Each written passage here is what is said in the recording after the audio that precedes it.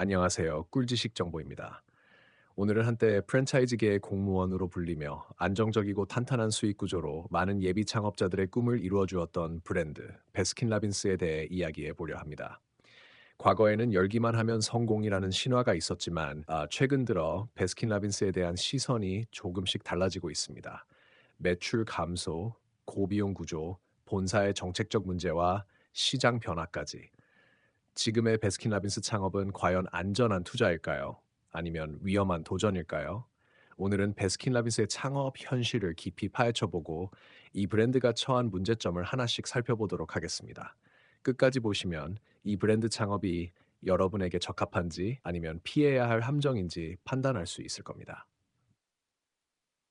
베스킨라빈스의 매출 하락과 시장의 변화. 베스킨라빈스는 1985년 국내에 진출한 이후 국내 아이스크림 시장에서 독보적인 위치를 차지하며 성공적인 행보를 이어왔습니다. 특히 프리미엄 아이스크림이란 이미지를 내세우며 수많은 소비자들에게 사랑받아 왔는데요. 하지만 최근 몇 년간 이 브랜드는 심각한 위기에 직면해 있습니다.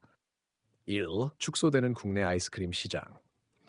2023년 기준 국내 아이스크림 시장 규모는 약 1조 4,500억 원으로 추산됩니다. 이는 2017년 1조 8,400억 원에 비해 약 20% 감소한 수치입니다. 전체 시장 규모가 줄어드는 상황에서 베스킨라빈스도 매출 감소를 피할 수 없었습니다. 특히 2023년 매출이 전년 대비 15% 하락하며 창사 이래 첫 영업 손실을 기록하기에 이르렀습니다. 과거에는 시장 축소 속에서도 비교적 선방해왔던 베스킨라빈스가 이번에는 왜 이런 위기를 맞이했을까요? 그 이유는 소비자 트렌드의 변화, 높아지는 운영비, 그리고 프랜차이즈 내부 문제에서 찾을 수 있습니다. 2. 소비자 트렌드 변화와 경쟁 심화.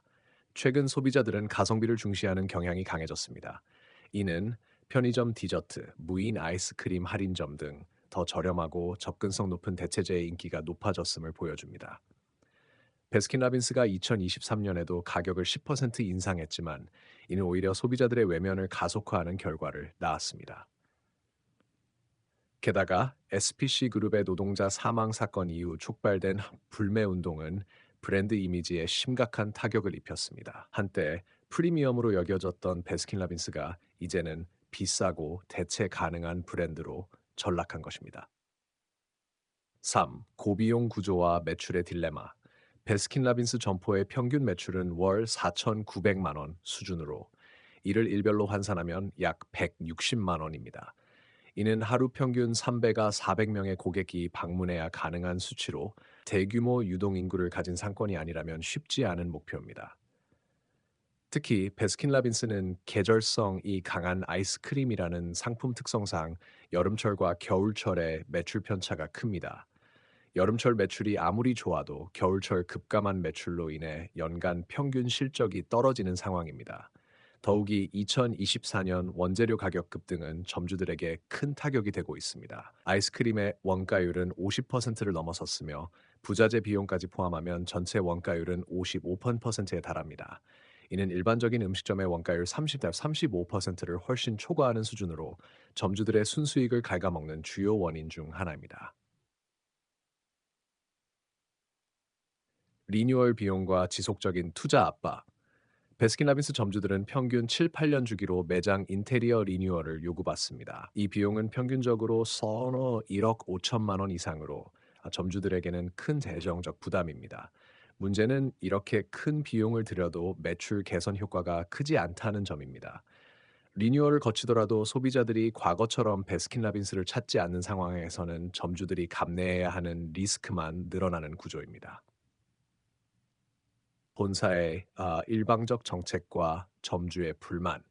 점주들은 본사가 강제적으로 밀어내는 하발주 정책에 대해 꾸준히 문제를 제기해 왔습니다. 특히 매월 신제품을 강제로 발주시키는 방식은 점주들에게 불필요한 재고 부담을 안깁니다. 이러한 재고 부담은 결국 점주들의 손실로 이어지며 점주와 본사 간의 신뢰를 약화시키고 있습니다. 베스킨라빈스의 문제는 단순히 매출 감소에 그치지 않습니다. 시장의 변화와 내부 구조적인 문제들이 복합적으로 작용하며 브랜드 자체의 생존 가능성을 위협하는 상황까지 이르고 있는 것입니다. 이 브랜드가 과연 기존의 명성을 회복하고 점주와 소비자 모두를 만족시킬 수 있을지 아니면 더 큰 위기에 봉착할지 그 귀추가 주목되고 있습니다. 저가 프랜차이즈의 위기 스릴에 베스킨라빈스의 위기는 단순히 매출 하락에서 끝나지 않습니다. 이 브랜드는 국내에서 독보적인 위치를 점하고 있음에도 불구하고 최근엔 소비자와 점주 모두의 신뢰를 잃어가고 있습니다. 가장 큰 이유는 고비용 구조와 시장 변화에 대한 적응 실패라고 할 수 있습니다. 베스킨라빈스는 초기 투자 비용이 높기로 유명합니다. 보통 매장 한 곳을 열기 위해 필요한 자금은 최소 3억 원을 넘어가며 이 금액에는 인테리어, 장비, 초도 물량, 보증금 등이 포함됩니다. 또한 매장이 위치한 지한 지역과 상권에 따라 창업 비용은 천차만별로 달라질 수 있습니다. 하지만 이렇게 높은 초기 투자 비용을 감수하고 창업을 하더라도 매출 대비 순수익 비율이 낮다는 점이 문제입니다. 평균 매출 4,900만 원 기준으로 계산했을 때 모든 비용을 제외하고 점주가 가져가는 순수익은 800만 원 내외에 불과합니다. 여기에 7서 8년 주기로 진행해야 하는 리뉴얼 비용까지 고려하면 투자 대비 수익률은 더욱 낮아집니다. 2. 소비자 트렌드 변화와 민심 이탈. 베스킨라빈스는 오랜 기간 동안 프리미엄 아이스크림이라는 이미지를 유지해 왔습니다. 하지만 최근 소비자들은 더 저렴하고 가성비 좋은 제품을 선호하는 경향이 강해졌습니다. 무인 아이스크림 할인점, 편의점 디저트, 그리고 온라인 쇼핑몰을 통해 구매할 수 있는 수많은 대체재들이 시장에 등장하면서 베스킨라빈스의 매출은 점차 하락세를 보이고 있습니다. 또한 2022년 SPC 그룹의 노동자 사망 사고 이후 시작된 불매 운동도 브랜드 이미지에 큰 타격을 입혔습니다.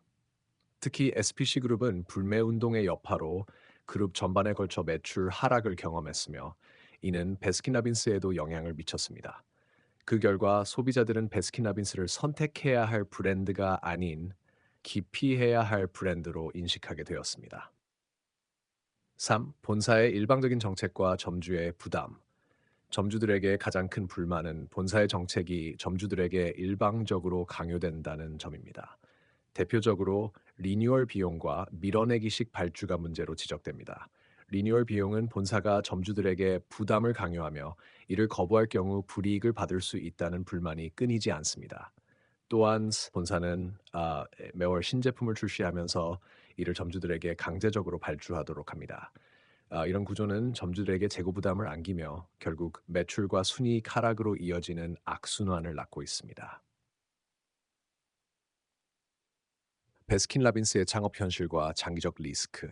베스킨라빈스의 위기는 단순히 현재에만 국한되지 않습니다. 이 브랜드가 직면한 문제는 장기적으로 더 큰 위기로 번질 가능성이 있습니다. 1. 포화된 시장과 치열한 경쟁. 베스킨라빈스는 한때 동네 어디에서나 볼 수 있는 브랜드로 그만큼 높은 점유율을 자랑했습니다. 하지만 지나친 매장 확대는 내부 경쟁을 불러왔습니다. 점포 간 상권이 겹치면서 매출이 분산되고 결국 매장의 생존 가능성을 낮추는 결과를 초래하고 있습니다. 예를 들어 2023년 기준 전국의 베스킨라빈스 매장 수는 약 1,600개로 이는 특정 지역에서는 불필요한 과잉 경쟁을 야기합니다. 이로 인해 점주들은 같은 브랜드를 가진 이웃 매장과 손님을 나눠 가지는 상황에 처하게 됩니다. 게다가 매출 감소로 인한 월세와 고정 비용 부담은 점주들에게 더 큰 압박으로 작용합니다. 2. 운영비 증가와 수익률 하락. 베스킨라빈스의 높은 원가율은 점주들에게 큰 부담입니다. 앞서 언급했듯이 아이스크림 원가율은 50% 이상, 부자재까지 포함하면 55%에 달합니다. 여기에 최근 전기세, 인건비, 부대 비용 등이 모두 상승하며 점주의 순수익은 갈수록 줄어들고 있습니다. 2024년엔 커피, 원유 등의 원재료 가격이 급등하면서 아이스크림 제조 비용도 증가했습니다. 하지만 소비자 가격을 인상할 경우 이미 민심을 잃은 베스킨라빈스의 매출 하락이 가속화될 위험이 있습니다. 이런 딜레마는 점주들에게 더 큰 리스크로 작용하고 있습니다. 3. 장기적 생존 가능성에 대한 의문. 베스킨라빈스는 과거 안정성과 신뢰를 바탕으로 프랜차이즈 시장에서 굳건한 위치를 차지해 왔습니다. 하지만 최근의 위기는 이 브랜드의 장기적 생존 가능성에 대한 의문을 제기합니다. 특히 소비자들이 가성비를 중시하는 경향이 커지는 가운데 고가의 프리미엄 이미지를 유지하려는 베스킨라빈스의 전략은 한계에 부딪힐 수 있습니다. 게다가 무인 매장 확장과 같은 신사업 시도도 실패로 돌아가면서 본사의 전략 부재가 명확히 드러났습니다. 이제는 점주와 소비자 모두에게서 외면받는 브랜드로 전락할 위기에 처해 있는 상황입니다. 베스킨라빈스는 여전히 강력한 브랜드 파워를 가지고 있지만 최근의 위기는 단순한 우연이 아니라 구조적인 문제에서 비롯된 것입니다. 창업을 고려하는 분들이라면 베스킨라빈스가 과거의 안정성을 유지할 수 있는 브랜드인지 냉철하게 고민해 볼 필요가 있습니다. 싸꿀 지식 정보는 여러분의 현명한 창업 결정을 응원합니다. 구독과 알림 설정으로 더 많은 정보를 받아보세요. 오늘도 긴 영상 시청해 주셔서 감사합니다.